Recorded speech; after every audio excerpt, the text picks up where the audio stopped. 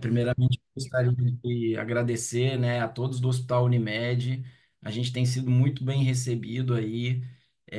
Muitos não sabem, né, mas eu sou natural de Volta Redonda, então para mim está sendo uma alegria até assim muito grande voltar a trabalhar aí em Volta Redonda. Eu saí de Volta Redonda há muito tempo, saí de Volta Redonda em 2001 e nunca mais voltei para trabalhar. Volto às vezes para passear, para rever meus amigos, né? Meus pais ainda moram em Volta Redonda.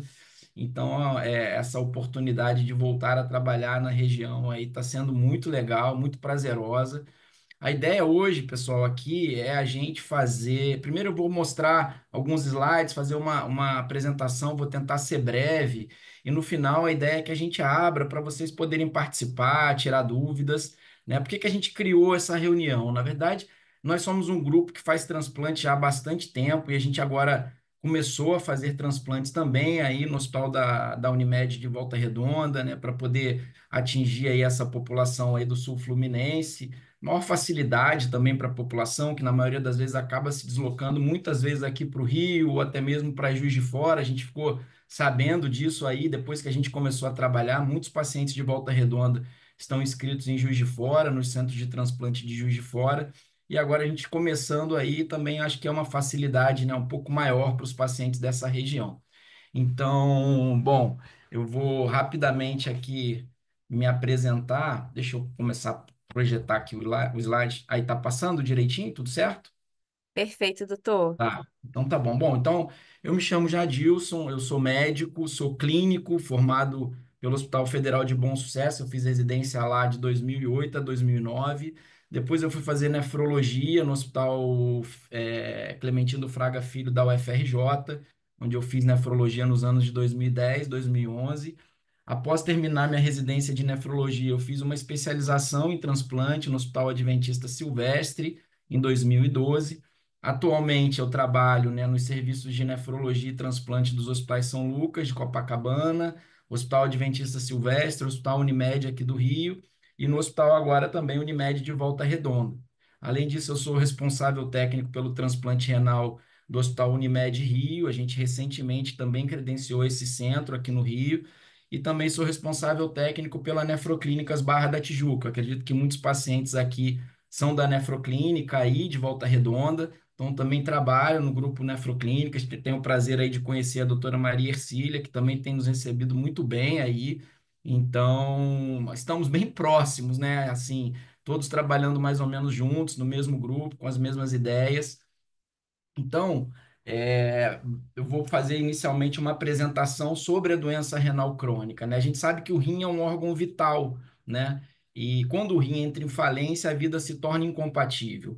E a gente tem uns dados muito importantes que precisam ser alertados, que aproximadamente 10% da população mundial apresenta doença renal crônica. E na grande maioria das vezes, essas pessoas não têm esse diagnóstico. É uma doença silenciosa, é uma doença que causa pouquíssimos sintomas inicialmente, mas que com o passar do tempo, com o avançar da doença, esses sintomas aparecem e às vezes a gente vai acabar fazendo esse diagnóstico no momento mais tardio, né?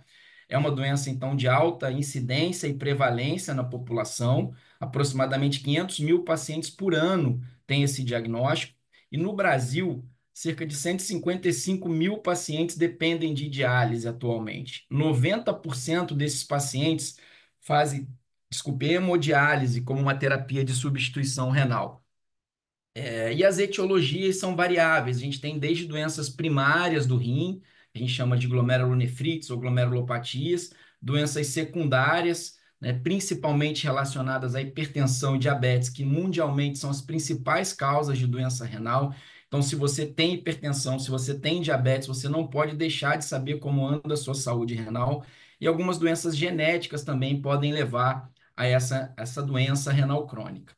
Por definição, a doença renal crônica, ela é dada por um fator temporal, ou seja, existe a lesão renal aguda, que a gente diz, ou injúria renal aguda, e a doença renal crônica. Basicamente, esse diagnóstico se dá pelo tempo, ou seja, um paciente que tem uma alteração ou da taxa de filtração glomerular dele, que a gente calcula dosando a creatinina no sangue, ou uma alteração no exame de urina, ou uma alteração de uma imagem alguma alteração anatômica ou um cálculo renal, e essas alterações ou uma delas persista por mais de 3 meses, isso dá ao paciente o critério de diagnóstico de doença renal crônica.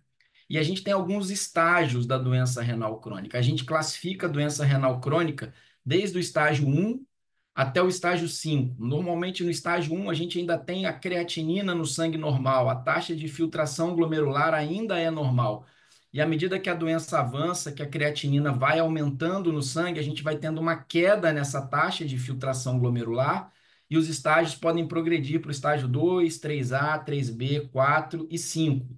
E recentemente, além da taxa de filtração glomerular, existe também o valor da albumina, que é dosada na urina, e de acordo com o valor da albumina, a gente também classifica esse paciente no estágio A1, A2 ou A3.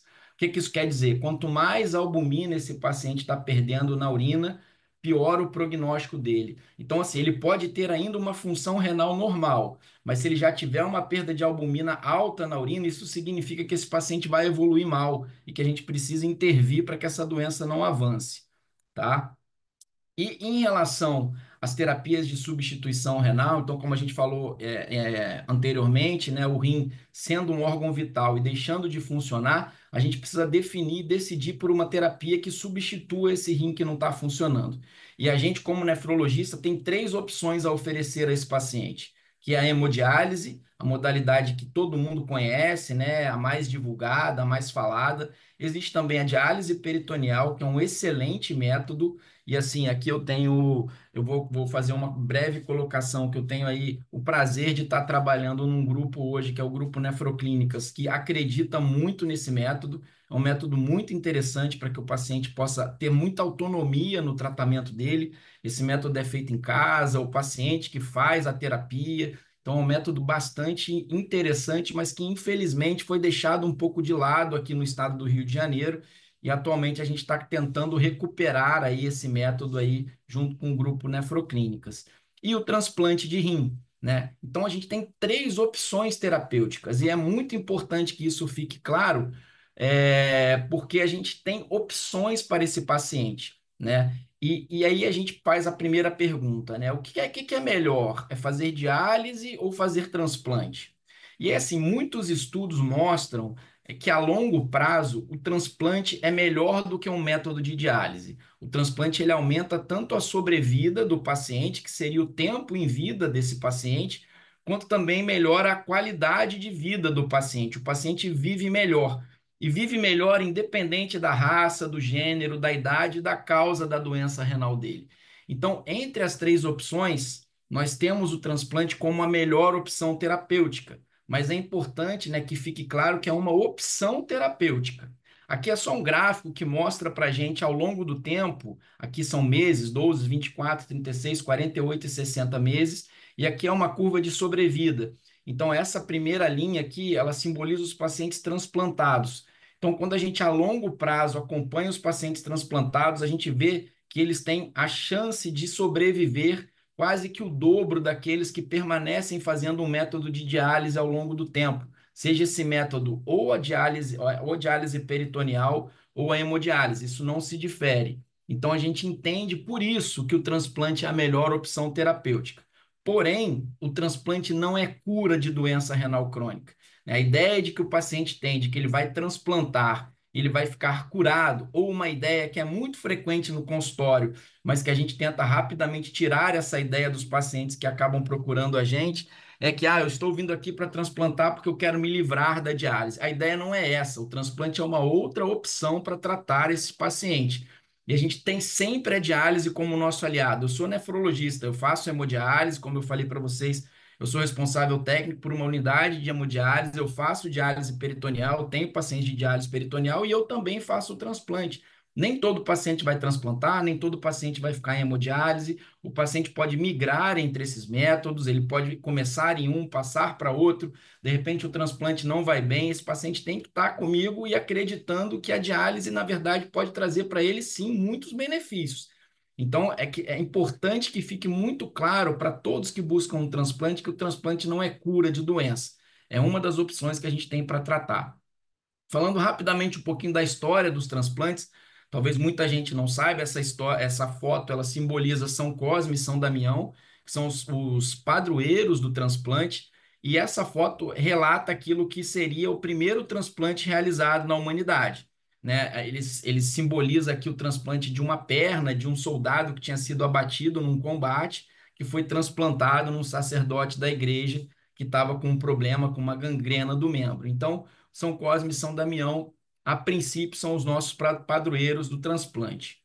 Aqui uma curva só temporal para a gente poder entender. Desde 1900 já se fala sobre relatos de tentativas de transplante em animais, principalmente em cachorros. As técnicas de transplantes começaram a ser desenvolvidas, as cirurgias, né, os vasos, as técnicas que a gente diz de anastomose dos vasos. Em 1936 tem um relato de uma tentativa de transplante, porém os transplantes começaram a tentar ser realizados, mas dava sempre muito errado, até que aqui em 44 veio o entendimento de imunologia e rejeição. Por que que o transplante rejeita? O que que a gente precisa fazer para o transplante não rejeitar? Esses estudos eles foram avançando, né? O entendimento foi melhorando. Em 1956, 54, desculpe, foi realizado o primeiro transplante renal que foi bem sucedido. Com o avançar do tempo, começaram a aparecer os medicamentos imunossupressores. Enfim, é uma linha do tempo que vai avançando até hoje. Em relação a esse primeiro transplante renal, ele aconteceu em 1954 nos Estados Unidos. Foi um transplante que aconteceu entre gêmeos idênticos. Naquela época, não se entendia por que que os órgãos rejeitavam e acabou que um irmão gêmeo idêntico de outro foi ser um possível doador e esse transplante acabou dando certo. Afinal de contas, eles geneticamente eram idênticos, então a gente não teve problema de rejeição. Então foi o primeiro transplante que deu certo aí para poder a gente relatar, né? E no Rio de Janeiro, o primeiro transplante renal aconteceu aqui no Hospital Servidores do Estado. Na verdade, o primeiro transplante do Brasil aconteceu aqui no Hospital Servidores do Estado, do Rio de Janeiro. Isso traz bastante orgulho para todos os médicos nefrologistas aqui do Rio de Janeiro. E por definição, o que que seria o transplante, né? Então, o transplante ele nada mais é do que a retirada do enxerto que a gente diz, que pode ser célula, tecido ou órgão de um indivíduo e sua inserção ou no mesmo indivíduo ou em outro indivíduo.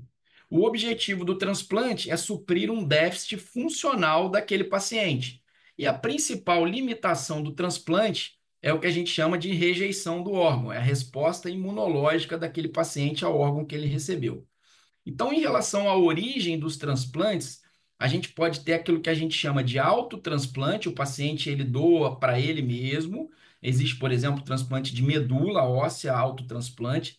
Existe o que seria o chamado isotransplante, que seriam entre os gêmeos univitelínicos, são dois seres humanos geneticamente idênticos, e os alotransplantes, que seriam transplantes entre indivíduos da mesma espécie, porém geneticamente distintos, que é a modalidade mais frequente de transplante. E a gente também tem o que a gente chama de xenotransplante, que seria um transplante entre indivíduos de espécie diferente. Talvez muitos de vocês possam ter acompanhado recentemente, tiveram dois casos de transplante com órgãos com rins de porcos, né, geneticamente modificados. Então, existe esse tipo e essa modalidade também de transplante. Uma outra curiosidade é em relação à localização do transplante. Muitos não sabem também, mas o transplante de rim a gente chama de um transplante heterotópico. Ou seja, o rim ele não vai ser colocado na mesma posição anatômica dos rins que estão doentes. Normalmente a gente não mexe nos rins doentes. E o rim entra aqui nessa região que a gente chama de fossa ilíaca, onde a gente utiliza esses vasos ilíacos para implante do enxerto. Então, normalmente o paciente diz: Ah, mas eu vou ficar com três rins? Sim, você vai ficar, na verdade, com um que funciona, porque os outros estão doentes e eles não estão funcionando. Então, a gente tem o transplante de rim como um transplante heterotópico. Existem também os transplantes chamados ortotópicos. Por exemplo, o fígado, o coração, são transplantes em que o órgão que está doente é retirado e o órgão saudável entra na mesma posição anatômica daquele órgão. Em relação ao cenário de transplante no Brasil, existe um registro, o Registro Brasileiro de Transplante, que é divulgado pela Associação Brasileira de Transplante de Órgãos. Esse registro é divulgado anualmente. Então, a gente já tem os dados que foram divulgados em 2023, e para que vocês entendam, em qualquer modalidade de transplante que a gente possa estar falando, a gente tem a necessidade que está representado na barra em azul, sempre maior do que aqueles transplantes que efetivamente estão sendo realizados. Então, a gente tem uma demanda muito grande, mas uma oferta que não consegue suprir essa demanda.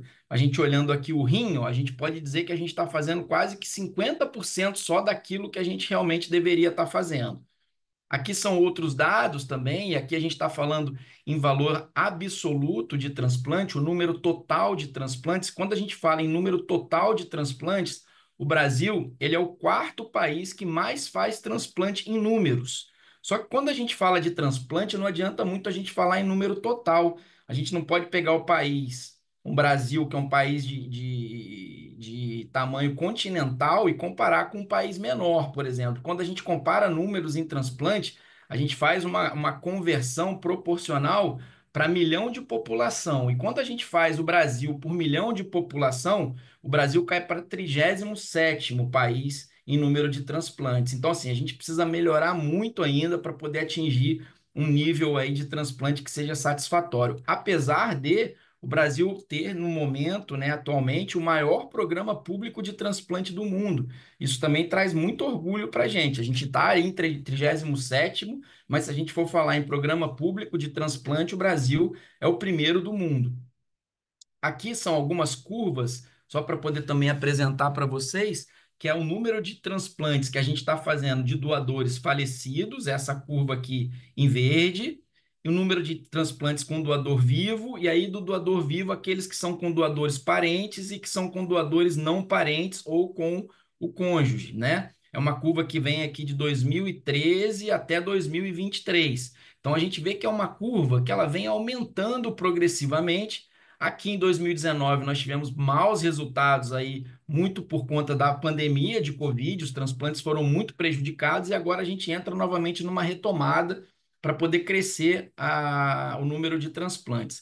E aqui é uma curva de sobrevida que mostra para a gente, o que a gente também já sabe, que o órgão de transplante com doador vivo, ele vai melhor do que o órgão de transplante com doador falecido. Então, é uma modalidade, sim, de transplante possível, tá? Então, só para vocês terem uma ideia, em 2023 foram realizados em todos os centros do Brasil 6.047 transplantes. E no final de 2023, em dezembro de 2023, tinham ativos na lista à espera de um rim 32.862 pacientes. Então, a gente ainda faz muito menos transplante do que a gente deveria fazer para poder suprir essa necessidade. E aqui é um dado, só para a gente não dizer que a gente está falando só do Brasil, é um dado americano que também mostra que o número de pacientes em diálise ele aumenta desproporcionalmente ao número de transplantes que são realizados.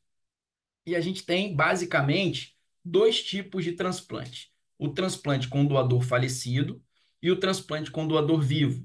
O transplante com doador vivo, a gente pode considerar o transplante com doadores relacionados ou aparentados e o transplante com doadores não relacionados ou não parentes.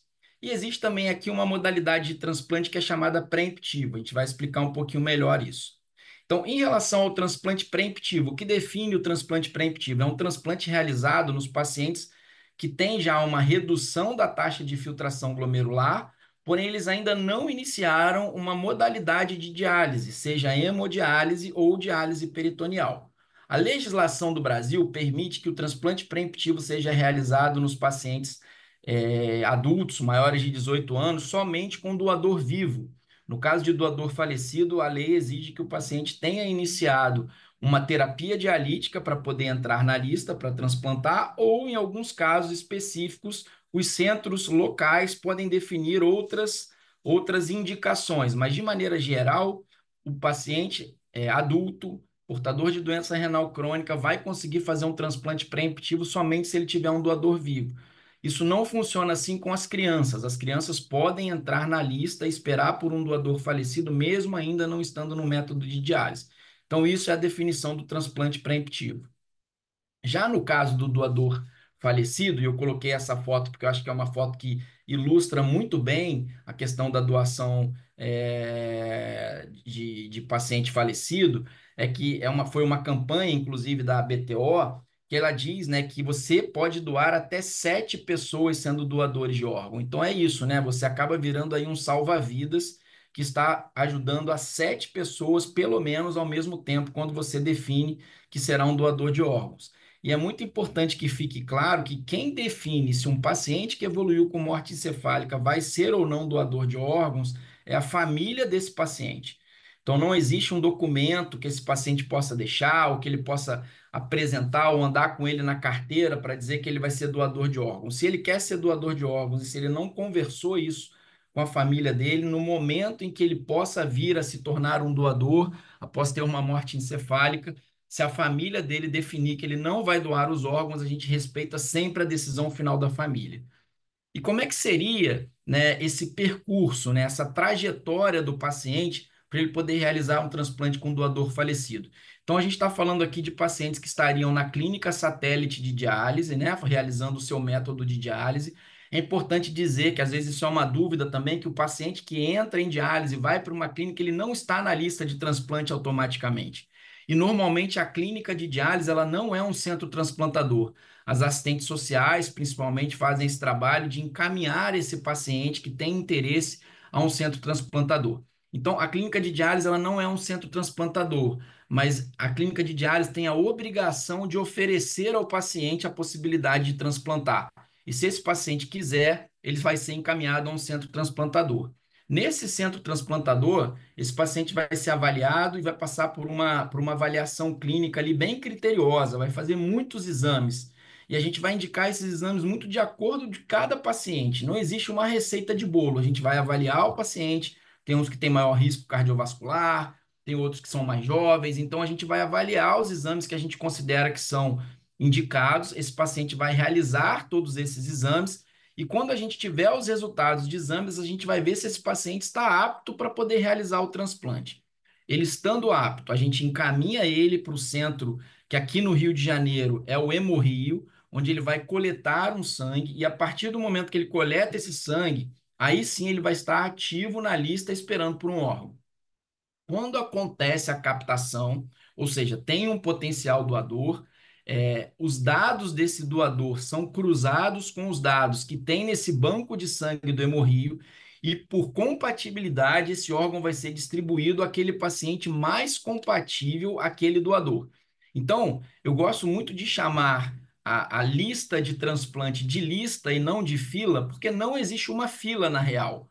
Tem alguns pacientes que até entram no Sistema Nacional de Transplante, sai lá uma posição para aquele paciente, porém a gente entende, a gente sabe que aquela posição é meio fictícia, aquilo não existe, porque toda vez que sair um doador, esse banco de dados vai cruzar as informações e o órgão vai ser distribuído para aquele paciente mais compatível àquele doador. Entenderam? Então, assim, é importante que isso fique claro, porque às vezes o paciente fala: Poxa, eu estou na fila já há 2 anos e ainda não chegou a minha vez. E tem um paciente que entrou há 6 meses e ele transplantou, porque ele acabou dando mais sorte mesmo. Ele conseguiu um doador mais compatível a ele e por isso ele pontuou, por isso ele ganhou o topo da lista e por isso ele veio a transplantar. Então, quando sai o órgão, né, ocorre a captação do órgão e a lista que a gente recebe dos pacientes mais compatíveis. Faz-se o teste de compatibilidade, o paciente é convocado para o centro transplantador, e no centro transplantador a gente faz mais uma avaliação clínica, faz mais alguns exames, vê se aquele paciente naquele momento está saudável e apto a poder receber um transplante. O médico nefrologista, normalmente, com as informações que ele tem daquele paciente, ele vai definir qual é o esquema de imunossupressão daquele paciente, e aí só aí o paciente vai realmente realizar o transplante.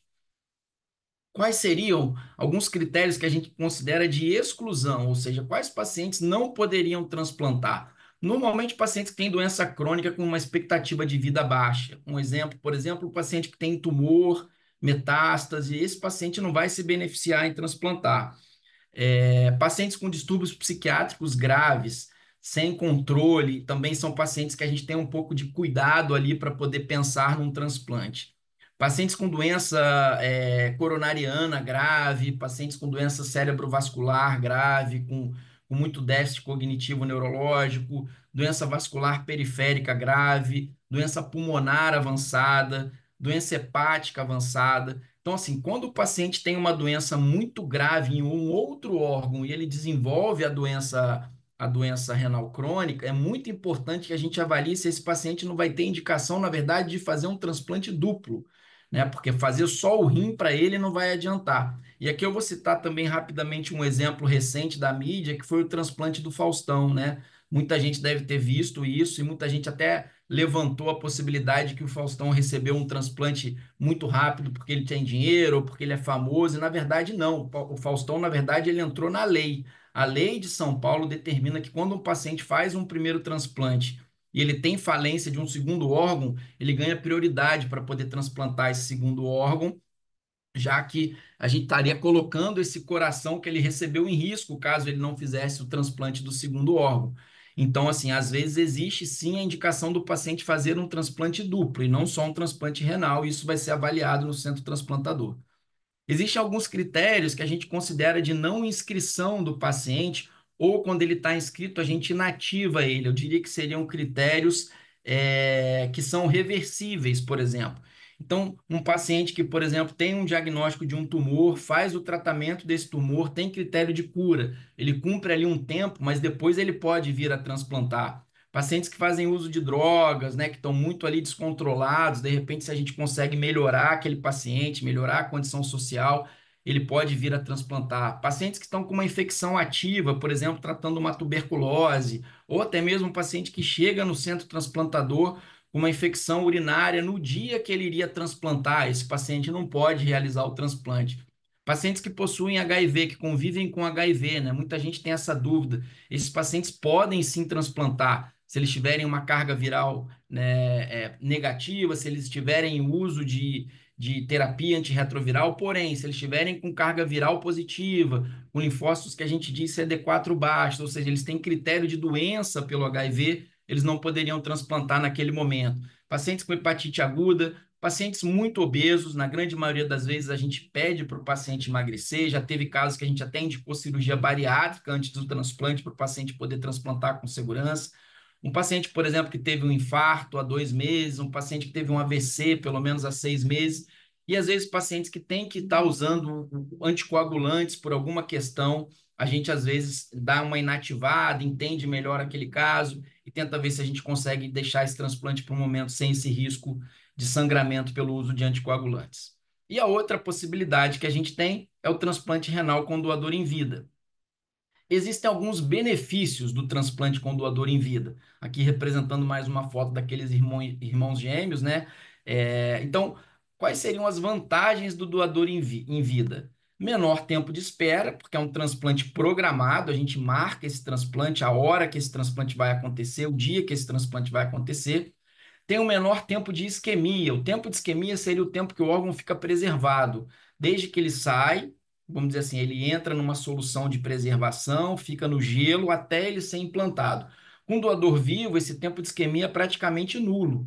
Já com doador falecido, às vezes tem rins que levam 30 horas de isquemia, e isso tem impacto na qualidade do transplante, né? Então, isso traria órgãos de melhor qualidade no doador em vida também, porque a gente tem critérios de aceitação muito rigorosos e a gente só aceita um doador vivo muito saudável.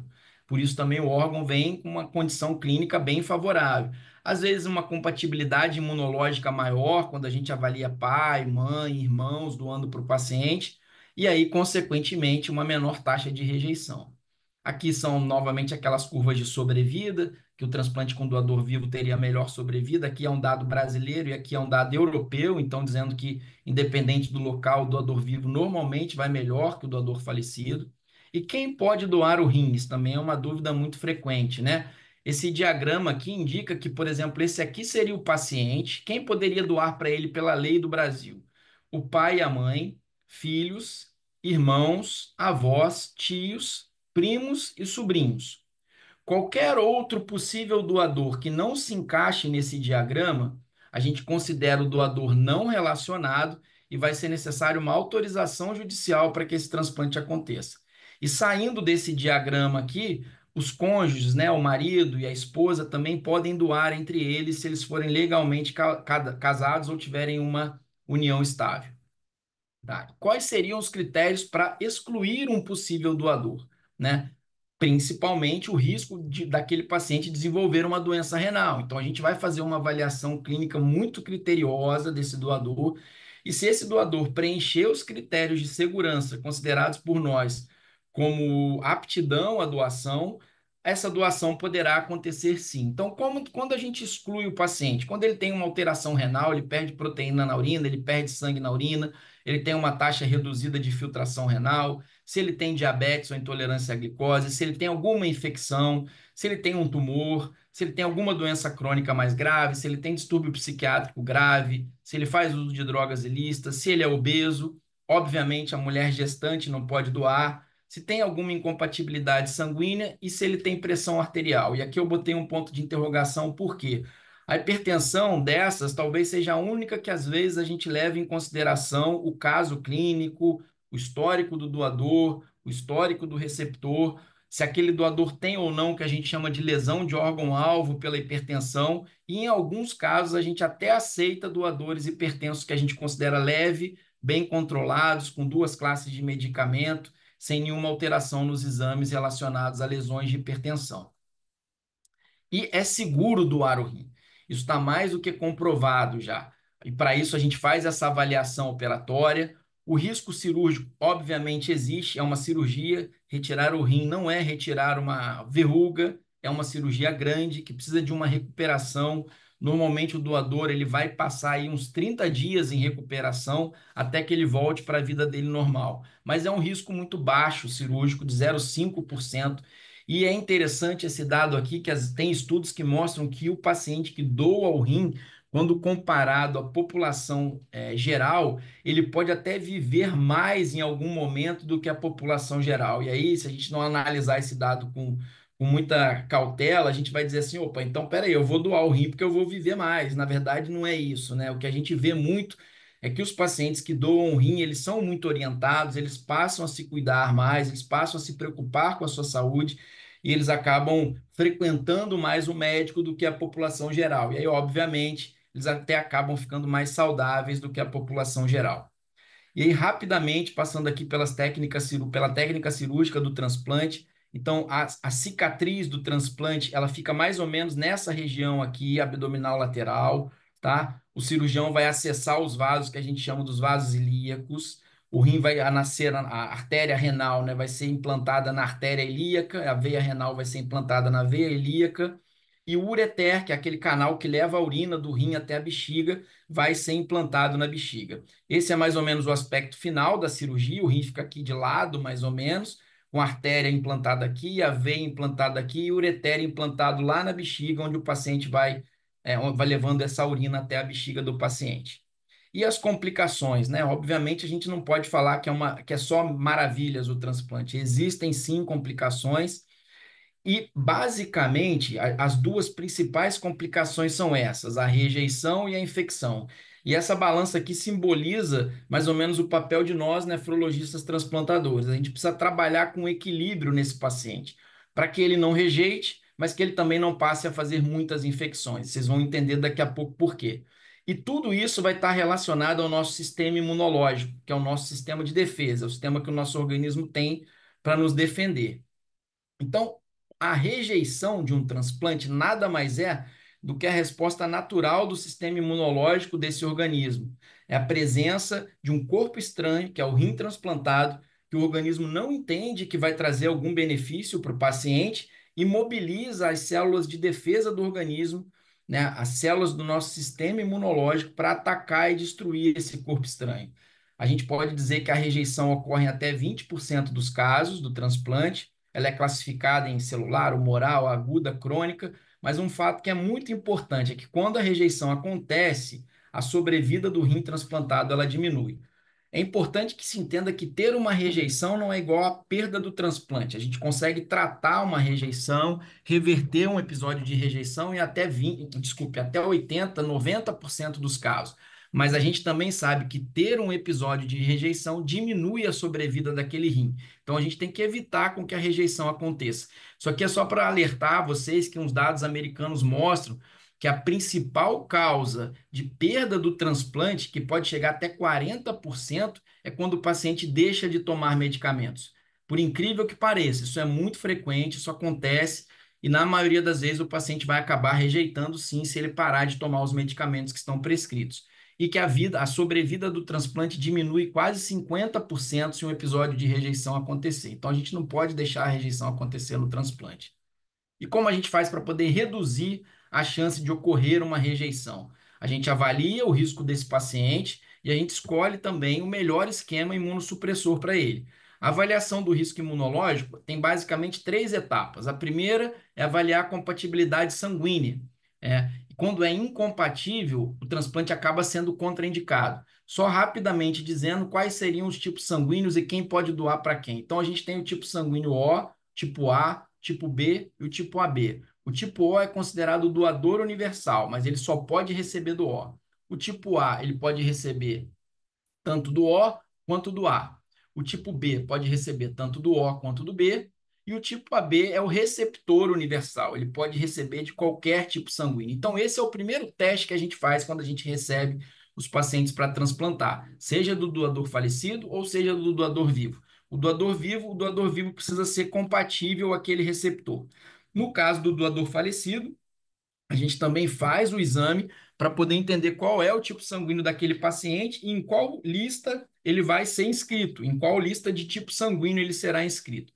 Porque, atentem aqui, o doador vivo ele pode receber o transplante por compatibilidade, ou seja, se você é um paciente AB e tem um doador, desculpe, do grupo O, você pode receber. Então, no doador em vida, a gente consegue fazer a distribuição do órgão por compatibilidade. Já no doador falecido, a distribuição do órgão é por identidade. E por que que isso é feito? Para poder equilibrar a distribuição de órgãos.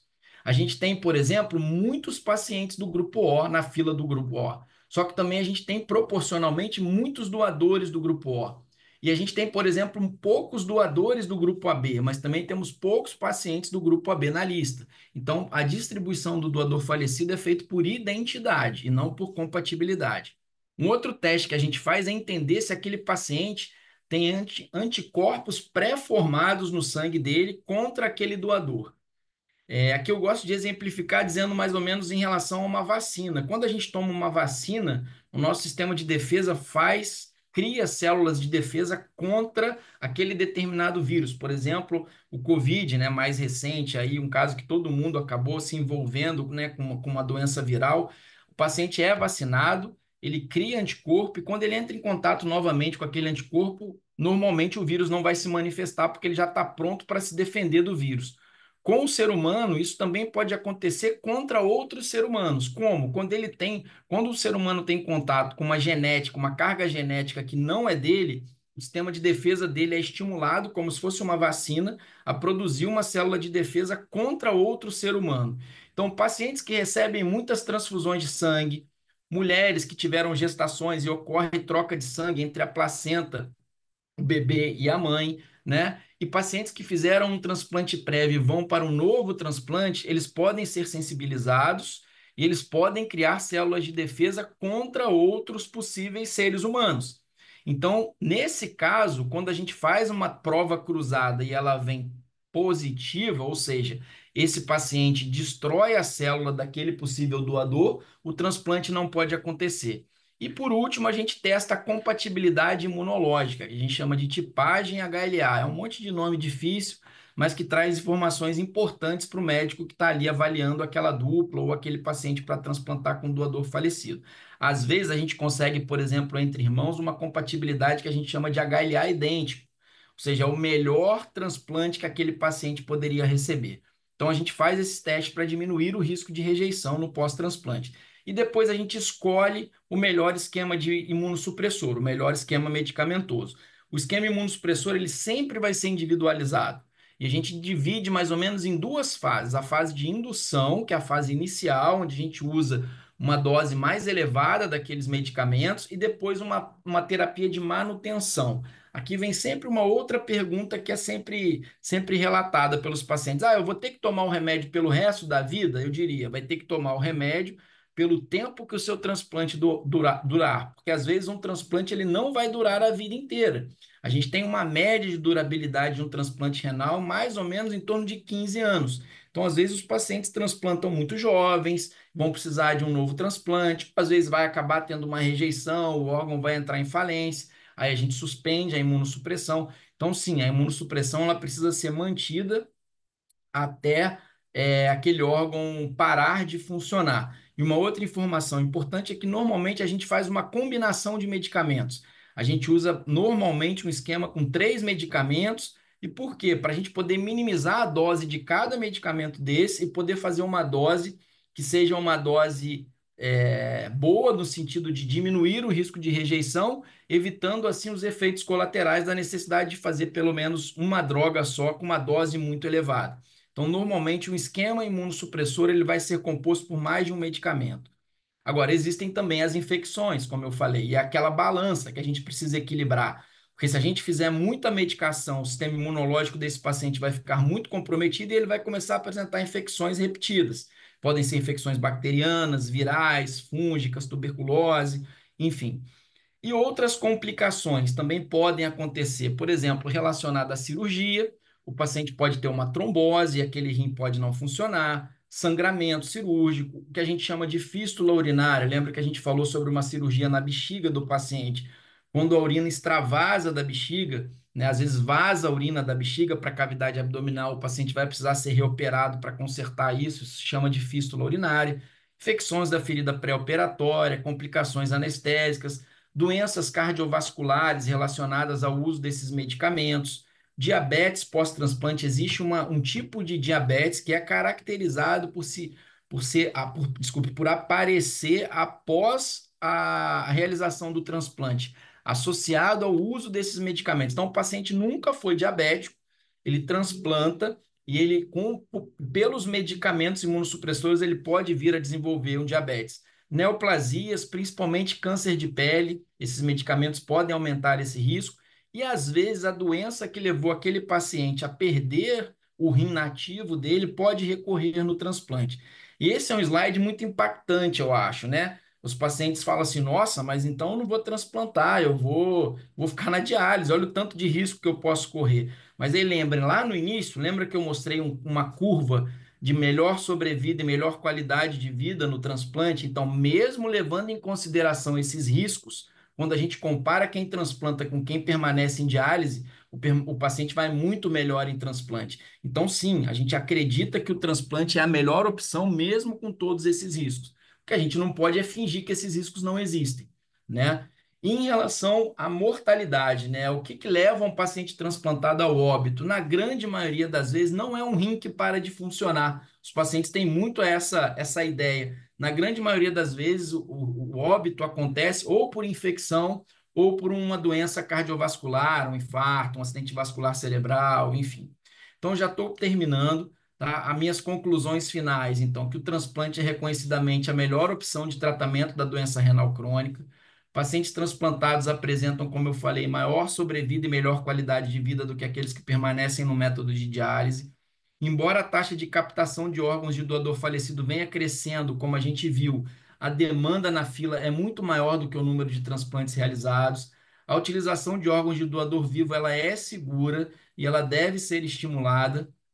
As principais complicações após o transplante, elas vão estar relacionadas diretamente ao sistema imunológico, aquele sistema de defesa que a gente falou, e aos efeitos colaterais dos medicamentos imunossupressores. A doença cardiovascular, então, entra como a principal causa de morte em pacientes com rim funcionante.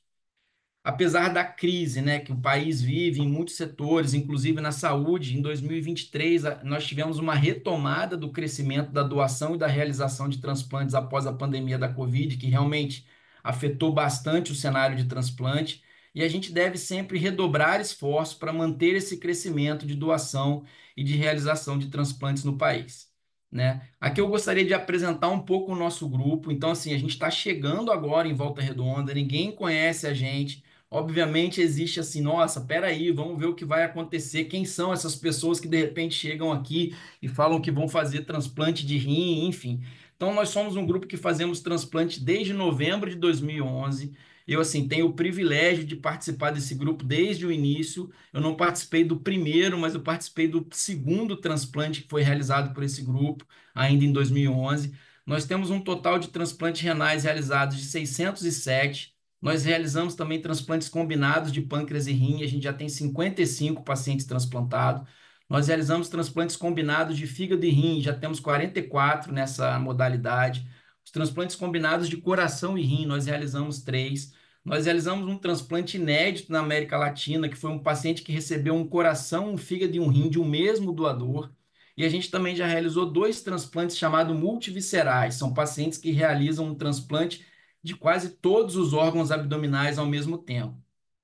Essa é a nossa equipe. Então, nós somos seis nefrologistas. O doutor Pedro Túlio é o coordenador do nosso serviço, né, o responsável técnico pelo nosso serviço de transplante. Tem eu, o doutor Álvaro, o doutor Felipe, a doutora Sária, a doutora Jéssica.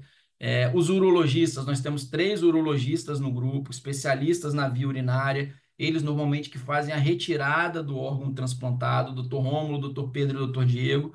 E nós temos uma equipe de 10 cirurgiões de transplantes, que são coordenados pelo Dr. Eduardo Fernandes, que também é responsável atualmente pelo transplante de fígado, que está sendo realizado aí no Hospital da Unimed. O Dr. Felipe Melo, o Ronaldo, o Leandro, as duas Camilas, a Monique, o Adolfo, a Maria Eduarda. E a Maria Eduarda é uma cirurgiã também de Volta Redonda, coincidentemente, né? Ela também está bastante feliz em voltar a trabalhar aí. E a doutora Camila Kitt, né? Aqui são alguns, vamos dizer assim, né, um marketing do nosso grupo, algumas vezes que a gente saiu aí em jornais, em coisas que a gente realizou. Então a gente tem muito orgulho de ter sido o primeiro grupo que realizou a primeira cirurgia de retirada de um rim para transplante por um robô. A gente fez também esse primeiro transplante, como eu falei, de coração, fígado e rim da América Latina. A gente voltou a realizar o transplante duplo de pâncreas e rim no Rio de Janeiro, após 13 anos da não realização dessa modalidade de transplante aqui no Rio. Então, eu gostaria também aqui de deixar o meu agradecimento, né, a todos dessa equipe que eu citei. É um prazer trabalhar com essas pessoas, a gente aprende todos os dias. Bom, aqui estão os nossos contatos, tá? A Rafaela tá aí, que é a nossa enfermeira, tá a Laís também, que é a pessoa ali encarregada da nossa logística toda. Eu quero agradecer muito a elas também. A gente tem ido à Volta Redonda toda sexta-feira pela manhã fazer o ambulatório aí no hospital. Amanhã eu tô aí, agora eu tô no Rio, mas amanhã de manhã eu vou estar aí a partir de 8 da manhã. Então, assim, aqui tem meu e-mail, tem meu Instagram, a gente tem dois celulares de contatos de WhatsApp, tá? E a gente tem também esse celular aqui, esse telefone fixo que vocês podem usar aí para contatos. A assistente social da nefroclínica aí do hospital, né? A gente teve conversando bastante também, então ela também é uma ponte para os pacientes aí da nefroclínica da Unimed marcarem com a gente. Eu vi que tem vários pacientes transplantados nossos aqui do Rio de alguns anos já que moram nessa região e que entraram aqui na live. Também, assim, eu quero disponibilizar para vocês a possibilidade de repente, a gente passar a acompanhar vocês aí no Hospital da Unimed, né, atendendo aí, enfim.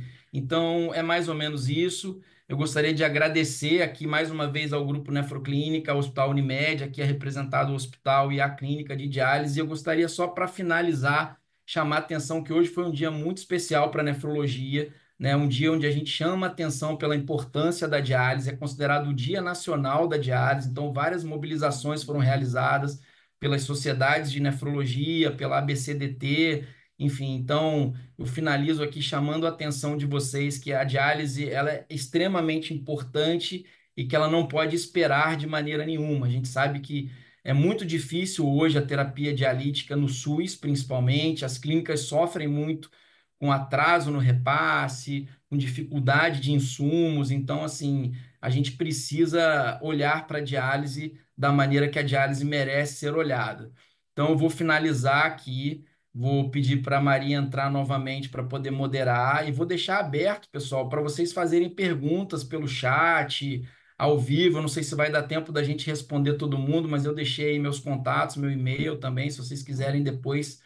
E a gente está aí, né? A gente está aí, a gente tem ido à Volta Redonda semanalmente, a gente está aberto para receber vocês e está sendo um prazer voltar para casa. Tá bom? Uma boa noite, obrigado pela participação de todos.